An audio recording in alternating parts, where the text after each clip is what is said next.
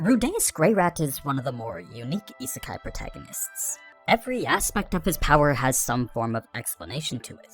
It's a much more grounded approach to the power scaling aspect of isekai that we usually don't ever get to see, especially if you compare it to other isekai where the scale typically starts at the top. No, instead he taught himself various powerful techniques by applying these fundamentals of magic in ways that could only be possible due to his modern knowledge of science from his past life. That's the key thing that differentiates Rudeus from everyone else. By not being limited by the common preconceptions of the people of this new world, he was able to increase its total capacity to a level that's around 40 to 50 times greater than that of an advanced magician, making this yet another one of the core aspects of magic that make him so powerful.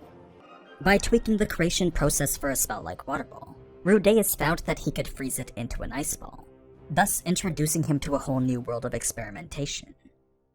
By the time he was 3, Rudeus had exemplified his intermediate level skills with the spell Water Cannon, and it was during his subsequent training with Roxy that he could no longer reach the bottom of his mana supply.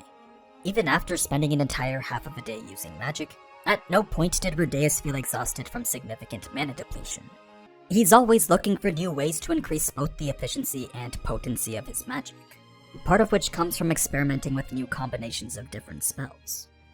Now, one of the spells that I do want to focus on is the Water Saint level attack magic known as Cumulonimbus.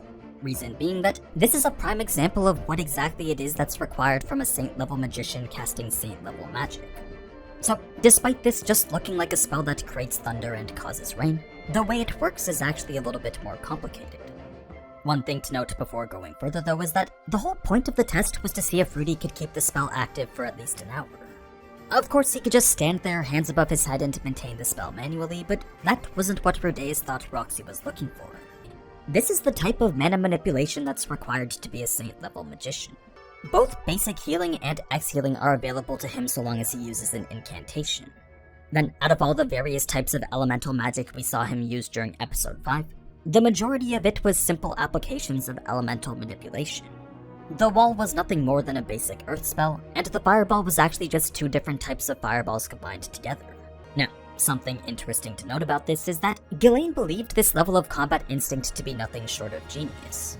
Well, at least for someone his age anyway.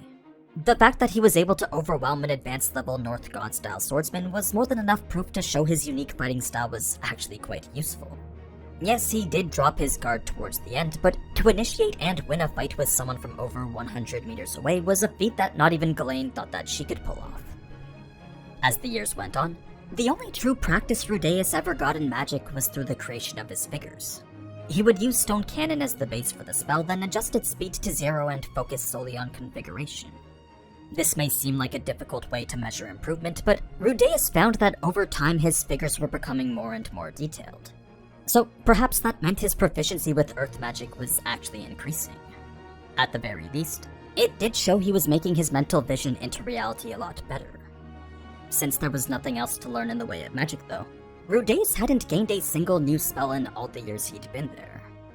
With the wood coming from an A-rank Elder Treant who could manipulate water magic, and the crystal being an A-rank drop from a wayward sea dragon, it's clear this staff was designed specifically to increase the potency of Rudeus' water magic. So, not only did Aqua Hartia scale his offensive power upward, but it could also scale the mana cost of the same level power spells downward, making this a truly special gift that greatly increased his magic proficiency. Moving on to the events in the Demon Continent now, there's not much to highlight other than a few powerful spells here and there. I mean, it's not like Rudeus could properly train since depleting his mana would put himself at a significant disadvantage. I'm sure we'll figure that out soon enough, but until then there's a whole bunch of other topics that I want to talk about first. So, if you want to see more Mushoku Tensei videos similar to these, then be sure to leave a like and comment letting me know.